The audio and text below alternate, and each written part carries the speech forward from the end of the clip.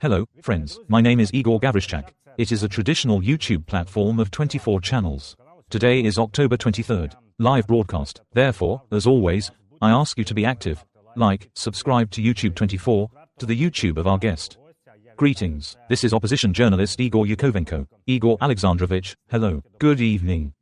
Good evening. Hello. Of course, first of all, Ihor Alexandrovich, I would like to talk to you. This is Summit BRICS, which is being held in Kazan on October 22 to 24, and there are already some statements.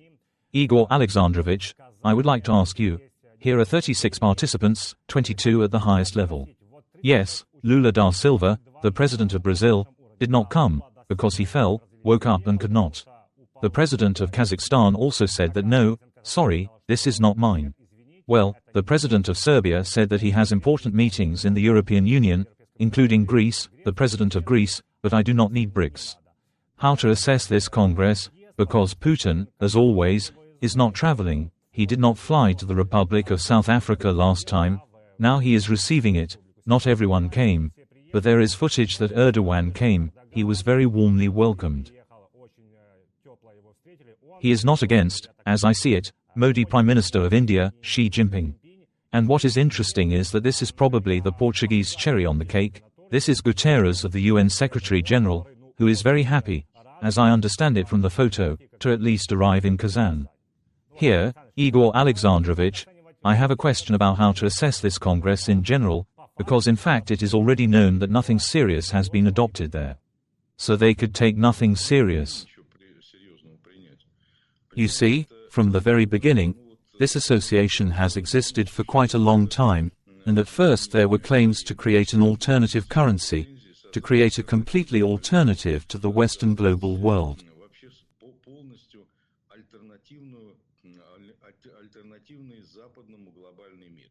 Because the current globalization, the current global world, financial, technological, economic, it was created by the West, and it commands in the West. The West issues, America issues the dollar, the European Union issues the euro, and in fact, they control, by and large, all world economic processes. And so the desire to create an alternative system, just a global alternative system, in fact, drove the participants and initiators of the creation of BRICS.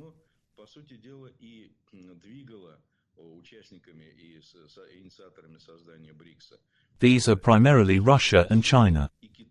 This tandem was the engine of such attempts to create an alternative system.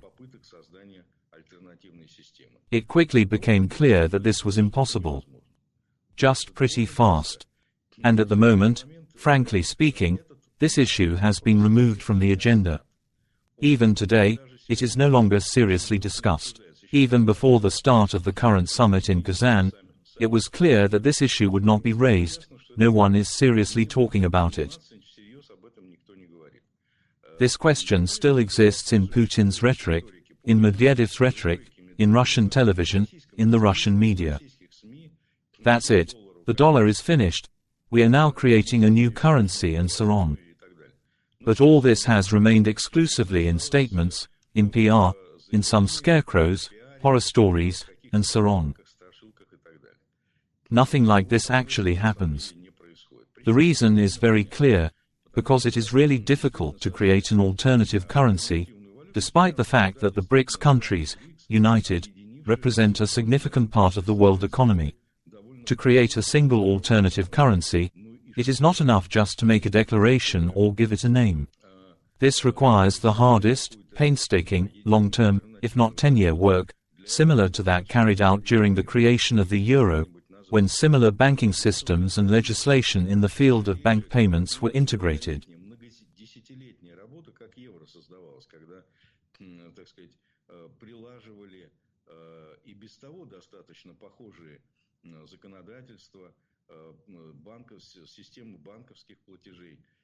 That is, it was painstaking work to create a single currency based on the unification of the banking systems of European countries. And it took several decades. An attempt to create a single currency in countries in which the legislation, banking systems are fundamentally different, and in general the economies are not comparable. There, for example, Iran, say, Saudi Arabia and the United States, or rather, and China, say, and India. This is absolutely impossible, because the foundation of the banking systems of Arab countries is a completely different approach to banks, where interest is prohibited, loans are prohibited, and so on.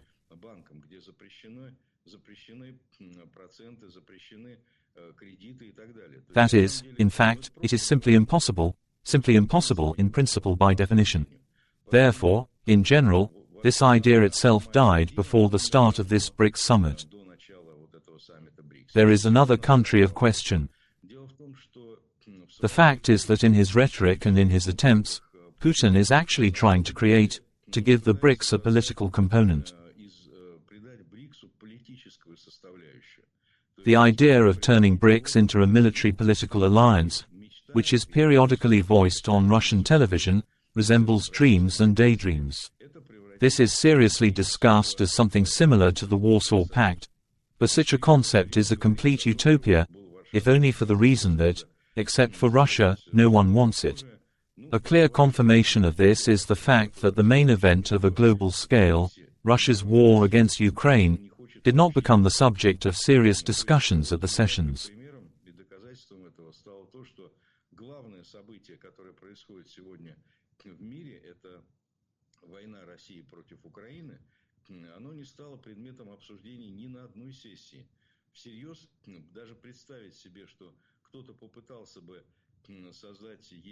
It is absolutely impossible to imagine that the BRICS countries can create a common statement or develop a common position, because there are deep differences between them. For example, the fundamental contradictions between India and China, as well as between Iran, which is already a member of the BRICS, and Saudi Arabia, which is on the way to joining the organization.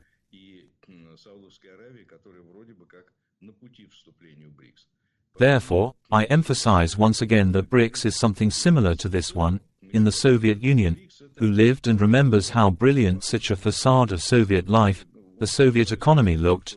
This is VDNKH.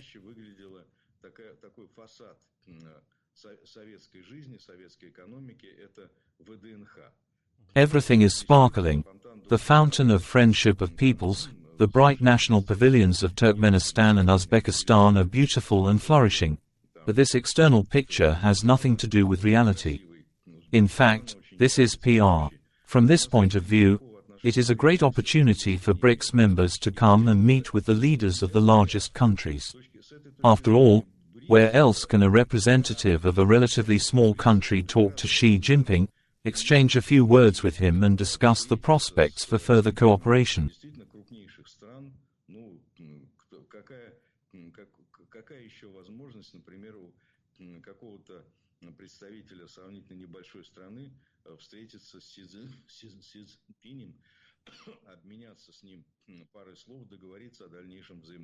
Well, there are no other such chances.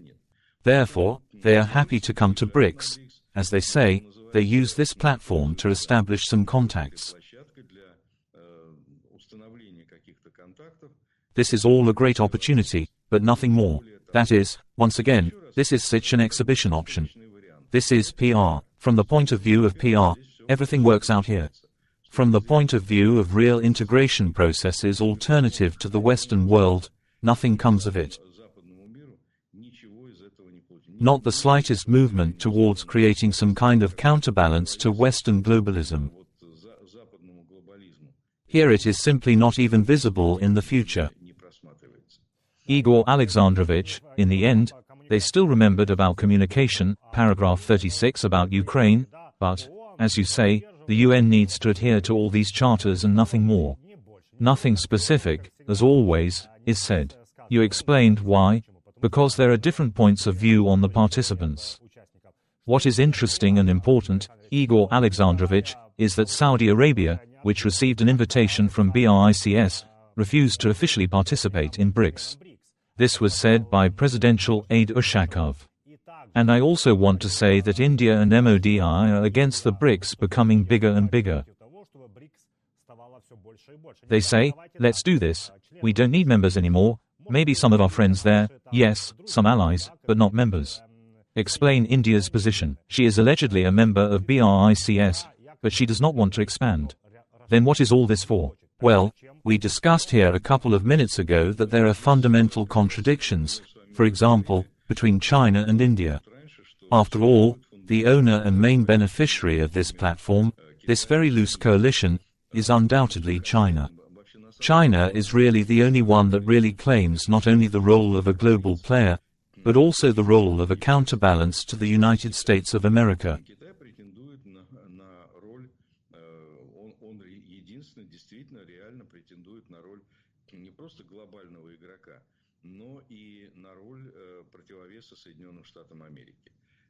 Of course, this does not allow China to claim the role of creating some kind of alternative currency, but in terms of the size of the economy, especially if you consider purchasing power parity according to this cunning indicator, which in no way reflects the real economy. But, nevertheless, China can say that it is equal to the United States of America there. And even if you count according to this cunning indicator, it even surpasses it. And therefore China is really the main beneficiary of the BRICS. Not Putin, of course, in reality. Not Putin, but China. India is not interested in this at all. India also has political disagreements with China, in particular in the Himalayas, where there are very sharp contradictions. There are also contradictions of a different nature, because the Indian economy, which Prime Minister Modi is well aware of, is largely the foundation for the development of this economy. This is, of course, cooperation with the United States of America. And India is not interested in expanding BRICS, because this means creating a large platform for Chinese influence, so here the interests of India and China diverge dramatically. And to a large extent, there is also an attempt to give such an anti-Western character to this coalition. This is in the interests of Beijing, but not in the interests of Delhi, so there is also a fundamental contradiction here. So, well, and contradictions between other countries. That is, in fact, it will not be possible to assemble some kind of bloc from this coalition, and this is Putin's dream, of course. And literally any country, both those that are just going to join and those that are already in the BRICS, this 9, there are gigantic contradictions between them. Therefore, compared to the Euro-Atlantic civilization, where the legislation is unified, where the values are the same, where the foundation of culture is the same European history of Christianity, antiquity, and so on, that is, in fact, there is a very great unity, and here, of course, there are huge disagreements.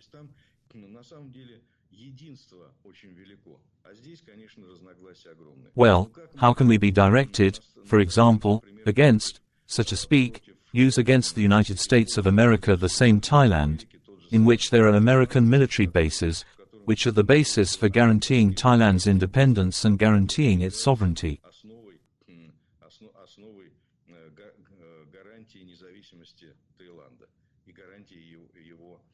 But this is an absolutely impossible thing. This can only be done on Russian television or in Medvedev's speeches. These are the illusions that can be maintained.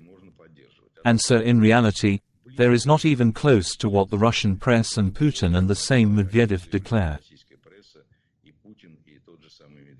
Igor Alexandrovich, on the eve of the opening of the BRICS summit in Kazan, of course, Putin met with representatives of the media of the BRICS member countries. He was asked if he believes that China is Russia's big brother. And I have a question. Do you think this is a strategic miscalculation or even a defeat for Putin? After all, he replied that no, we are equal partners and so on. However, his main idea, so to speak, has always been to be on a par with the US president, to sit down at the same table and solve world problems. And now, wherever he goes, he is told, you are a little brother, you are not up to par. Isn't this a serious strategic miscalculation? After all, the status of China's younger brother has long been assigned to Putin. And at the moment, perhaps he is closer to the status of Kim Jong-un's younger brother. At the moment, we can say that the status of China's younger brother for Putin has long passed. Now, perhaps, he can handle the role of Kim Jong-un's younger brother. That is, in fact, partnership with China is already a completed stage.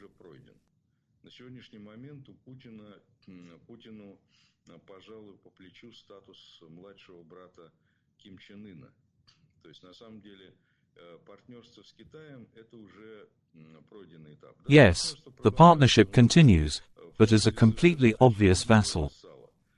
But a military bloc with Kim Jong-un, with North Korea, it is already real.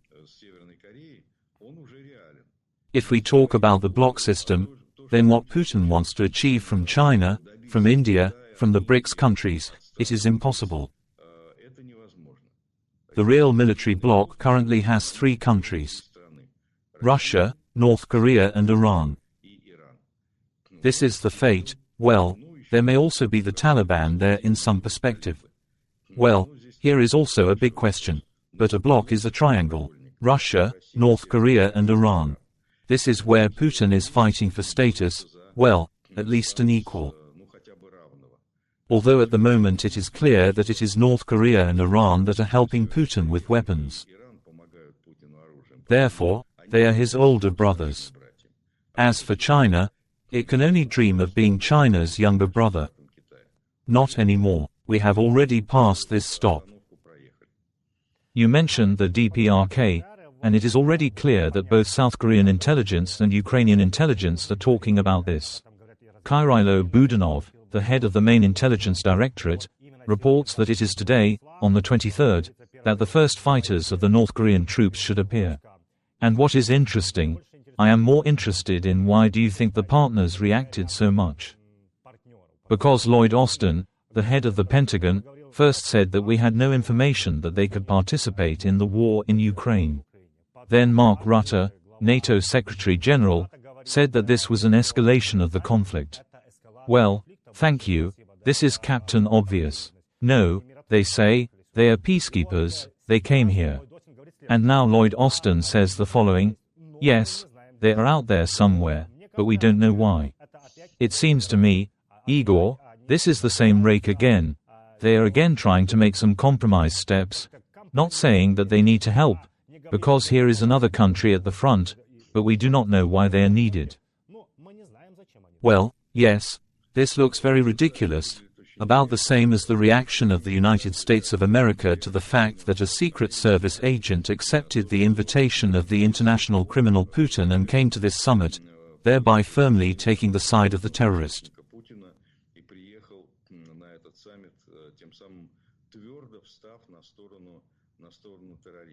The United States of America responded to this with a completely indistinct statement that we are also cooperating with the BRICS countries, but with each of them separately. Not a word of condemnation of Guterres was actually heard, which is why I think that here at all. But what is the participation of North Korean soldiers? And not only soldiers, as far as I understand, in principle, the crews of the planes will also be staffed with these people.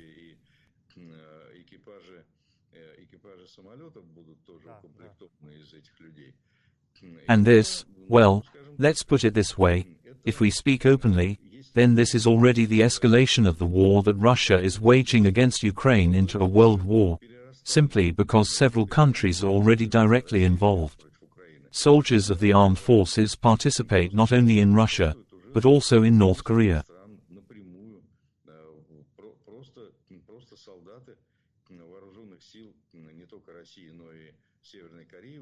These are already elements of a world war. Well, if you are very careful, without making such sweeping statements, then this war is already acquiring bloc status. Bloc, because the union of Russia and North Korea is already a bloc. An outright military bloc, just as it was during World War II. The same is now being prepared for a similar agreement with Iran. That is, in fact, this is a kind of triple alliance, an axis or a triangle. And we need to react to this somehow. You see, this is a serious event. Although the military significance of the presence of North Korean soldiers in Ukraine is still in question. That is, there seems to be 12,000. This is not some radical number that can change the course of hostilities yet. There are serious doubts about the military potential, about the capabilities of these troops, about the ability of people who do not speak Russian to be integrated into this system of the occupying army. There are great doubts about the effectiveness of this move, the inclusion of North Korean soldiers on the territory, on the battlefield.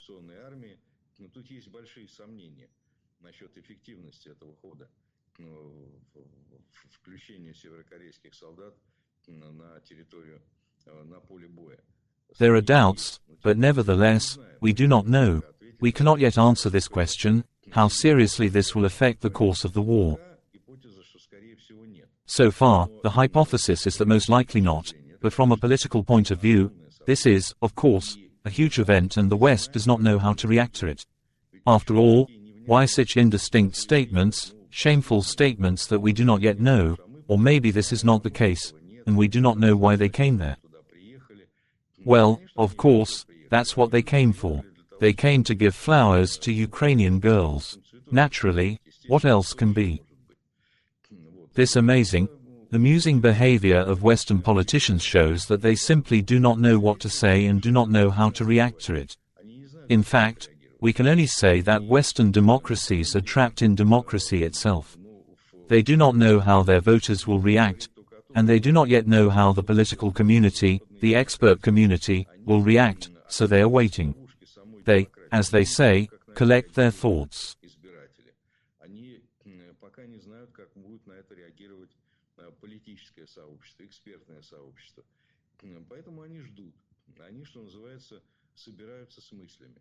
With dictators, everything is much simpler. There is a dictator who makes a decision, for example, Kim Jong-un. He does not need to coordinate his opinion with the population. This has never happened and he will never do it. He does not need to coordinate his actions with the parliament, with the judicial system. The same is true of Putin. He made a decision, invaded Ukraine. Kim Jong-un handed over 12,000 of his slaves to Putin for use. That is, Western democracies, they are limited by such things. Plus the shredding of the political leadership.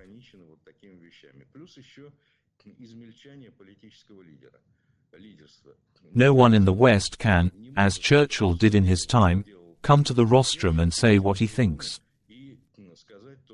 No one today is capable of such actions. The kind of action that Churchill was capable of, that Margaret Thatcher or Ronald Reagan were capable of. That is, in fact, this is a problem. That is why there are such incomprehensible, strange statements. By the way, about Churchill, they say that he is credited with this statement, Igor Alexandrovich, that allegedly democracy is not an ideal form of government, but humanity has not come up with anything better. And what you are saying is that in peaceful conditions, democracy is probably the most balanced option. But when there is wartime, democracy gives way to dictatorship. Of course, in a dictatorship, decisions are made faster. What are you talking about? Yes, it is very difficult to make decisions in a democracy. If we take Germany, how decisions are made there. You need to discuss with everyone, talk about what the population thinks, to give Taurus or not. Well, sorry, wait, because the temperature in the room is not what is needed. If we already remember Scholz, he again said himself, speaking that he was ready for some kind of negotiations with Putin. He said this last week. I have a question. What to talk about with Putin? Let's simulate a situation. Putin says, come on, Scholz, call, I'm ready. What to talk about? What to offer?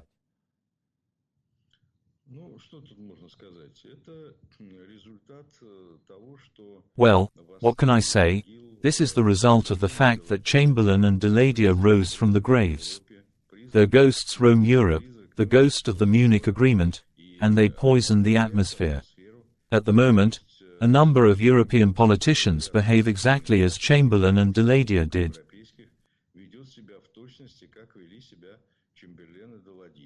They were engaged in appeasing the aggressor. They tried to throw Czechoslovakia into his mouth, first Austria, then Czechoslovakia, then Poland.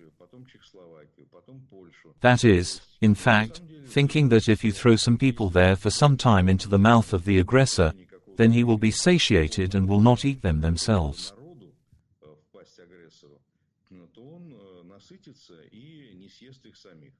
He was not satisfied. Appetite only flares up. He ate France, among other things. If there were no English Channel, but there was a land corridor to Great Britain, it would eat Great Britain. That is, these are the ghosts of Chamberlain and Deladia who roam Europe. And, unfortunately, the European political expert community, and the American political expert community, they are so corrupted by these decades of peace, decades and 3 decades, when everyone was convinced that the evil empire was defeated and it was possible to relax.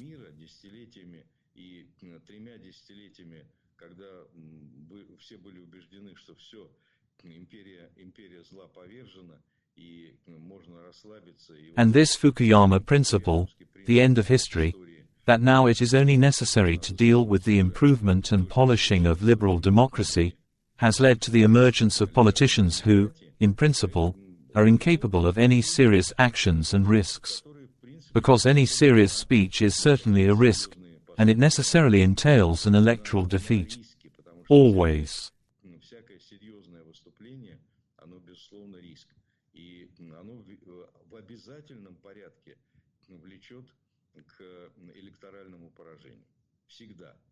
The same Churchill, having won the war, was defeated in the elections immediately after the war.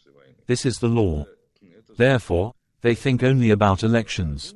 What are the politicians of the United States of America thinking about now? About nothing but elections. This is a feature that is associated, firstly, with the costs of democracy, and secondly, with the process of shredding political leadership. This is a serious problem. Therefore, we see what we have. A war that the West could end in a very short time, using its potential, is dragging on and, unfortunately, will continue for quite a long time.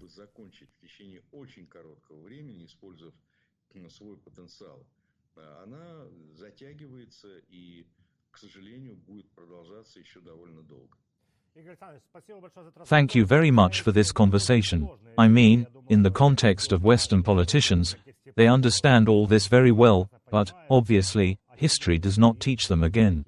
Thank you very much. Good luck to you. With us was Ihor Yakovenko, an opposition journalist. You be proactive, like, subscribe, comment and share our conversation, because that's how YouTube algorithms work, and more people will be able to understand what's going on in this war of Russia against Ukraine. My name is Ihor Havryshchak. See you on Channel 24.